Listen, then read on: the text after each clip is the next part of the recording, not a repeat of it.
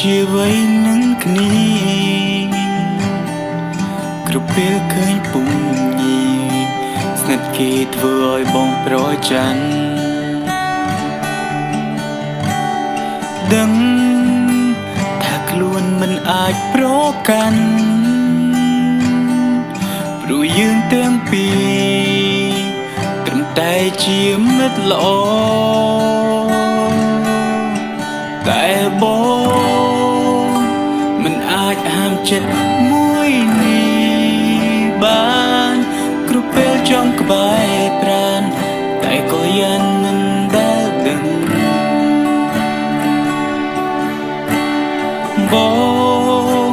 មិនអាចទ្រាំស្ងៀមនឹងមិនអាចទ្រាំសំលឹង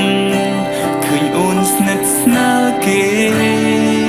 ដឹងទេថាមិនម្នាក់នេះប្រច័ណ្ឌអូ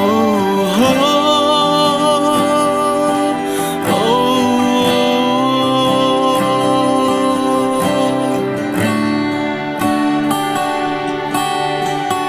ចង់សារភាពទៅថ្លៃតែខ្លាចរូបអូនខឹងក៏មិនចង់ឲ្យមិនភាពមួយនេះប្រែស្រាំតែឲ្យធ្វើមិនដេចបើបងលួចស្រឡាញ់ក៏មិនចង់ឲ្យអូននេះស្ងួនបានទៅគេតែបង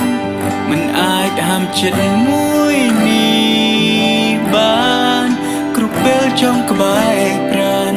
តែក៏យ៉ាងមិនដែលដឹងបងមិនអាចទ្រាំស្ងៀមនឹងមិនអាចទ្រាំសំលឹងឃើញអូនស្និទ្ធស្នាលគេដឹងទេថាមិនម្នាក់នេះប្រច័ណ្ឌ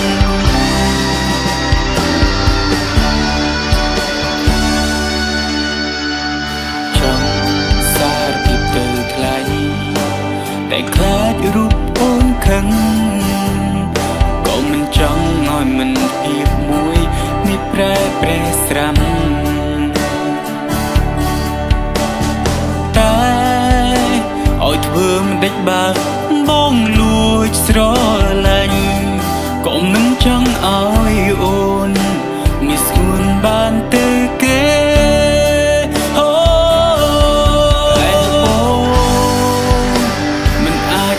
ចិត្តមួយនេះបានគ្រប់ពេលចង់ក្បែរប្រាណ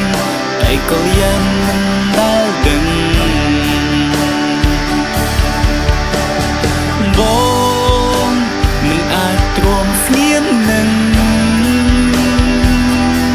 មិនអាចទ្រាំសំលឹងឃើញអូនស្និទ្ធស្នាលគេដឹងទេថាមិនម្នាក់នេះតែបងចិត្តមួយនេះបានគ្រប់ពេលចង់ក្បែរប្រាណតែក៏យ៉ាងមិនដែលដឹង